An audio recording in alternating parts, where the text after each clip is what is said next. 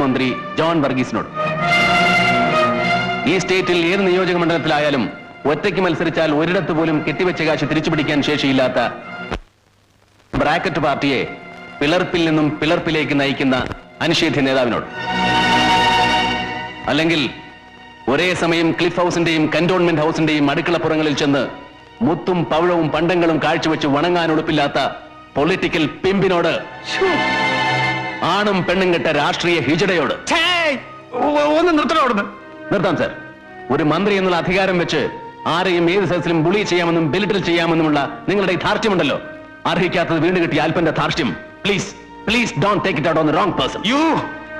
കളി എന്നോടും വേണ്ട sir. No, why? Because I have an extra bond. As you said, ഒരു എല്ല് കൂടുതലാണ് എനിക്ക്. And don't you ever learn to forget that.